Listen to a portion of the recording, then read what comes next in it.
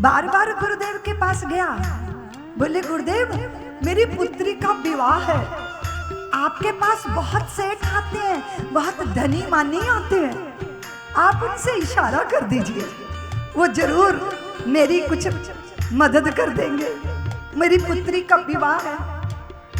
गुरुजी ने कहा हाँ भैया 2 हफ्ते बाद आइए। 2 हफ्ते बाद गया, गुरुजी मेरी पुत्री का विवाह है, कुछ धन की व्यवस्था हो सकती है? गुरुजी ने कहा हाँ भैया 2 हफ्ते बाद आना। फिर 2 हफ्ते बाद गया, गुरुजी कुछ व्यवस्था हुई, मेरी पुत्री का विवाह है, मुझे कुछ धन की जरूरत है। गुरुजी ने कहा हाँ भाई 2 हफ्ते बाद आना।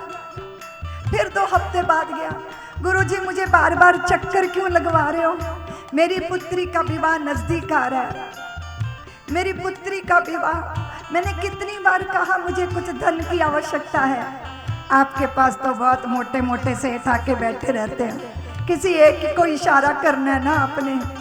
गुरुजी ने कहा हाँ भाई ले जा, ले जा धन ले जा, आज तू धन ले जा। और पता क्या दे दिया गुरुजी ने? अपनी लकड़ी की पादुका दे दिया, लकड़ी की पादुका ले जा। मन में तो इतना गुस्सा आया गुरुजी पे कि 2 हफ्ते बाद आना, 2 हफ्ते बाद आना, 2 हफ्ते बाद आना। और ये लकड़ी की खड़ाओं ही मत्थे मारनी थी तो पहले दिन दे देते, इतने चक्कर क्यों लगवाए? लेकिन अभी प्रत्यक्ष में तो कुछ बोल नहीं सकता था, मन मसोस के रह गया। और वो लकड़ी की पादुका लेके चला, लकड़ी की पादुका, गुरुदेव की दी लकड़ी की पादुका। मन में प्रसन्नता नहीं है, मन में क्षोभ है, चित्त में रोष है, असहायता है, बहुत गुस्सा है और समझ नहीं आ रहा कि क्या करूं क्या करूं। और इतने में मार्ग में उसका गुरु भाई मिला। बहुत वर्षों पहले विदेश गया था, बहुत धन कमाया था, ऊंटों पे लाद के संपत्ति लौट रहा था और दूर से उसको अनुभव हुआ कि मेरे गुरुदेव की खुशबू है, मेरे गुरुदेव की सुरभि, मेरे गुरुदेव का सौरभ, मेरे गुरुदेव की सुवास कहीं आसपास है, वो कहीं आसपास है, कहीं जरूर आसपास है। और मार्ग में ये मिल गया पादुका लिए हुए। अच्छा ये पादुका तुम्हें कहां से मिली? उसने कहा इतने आश्चर्य की क्या बात है, आंखें फाड़ के दीदे फाड़ के क्यों देख रहा है, कोई दौलत ले आया मैं? वो गुरुजी भी अच्छे घंटाल निकले, 2 हफ्ते बाद, 2 हफ्ते बाद आना, 2 हफ्ते बाद आना। और ये मार दी मेरे सिर पर लकड़ी की पादुका। अरे बोले गुरुदेव ने दी तुझे, अपनी चरण पादुका तुझे दे दी। अरे तू कितना भाग्यशाली है कि गुरुदेव ने अपनी चरण पादुका तुझे दे दी। उसने कहा इसमें कौन सा भाग्य है, ये लकड़ी की खड़ाऊ है, कोई भी मिस्त्री बना देता है लकड़ी को ठोक ठाक के।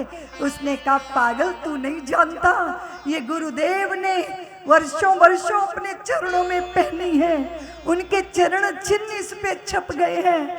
अरे पगले तू कितना भाग्यशाली है, तू कितना भाग्यशाली है। उसने कहा इतना ही भाग्य लग रहा है तो तू ले लेना ये। उसने कहा हाँ ले लूंगा, बता तू क्या लेता है? उसने कहा क्या देगा मुझे? उसने कहा नहीं मैं तेरे से नहीं पूछूंगा, तू बस मुझे दे दे गुरुदेव की ये पादुका, और ये जो ऊंटों पर, घोड़ों पर, गधों पर मेरी दौलत टंगी है ना, लदी है ना, ये सब हाँक के ले जा अपने घर और मुझे गुरुदेव की पादुका दे दे। आंखें खोल के देखता रह गया कि ये क्या हो गया। और वो गुरुदेव की पादुका लेकर हंसता खेलता नाचता कूदता गुरुजी के पास पहुंचा और कहा गुरुदेव मैं भाग्यशाली, मुझे आपकी चरण पादुका मिल गई। गुरुजी बोले किससे ले ली? बोले वो गुरु भाई ले जा रहा था, आपकी चरण पादुका मैंने ले ली। क्या लेके ले ली? तो बोले जिंदगी भर की कमाई दे दी और आपकी पादुका ले ली।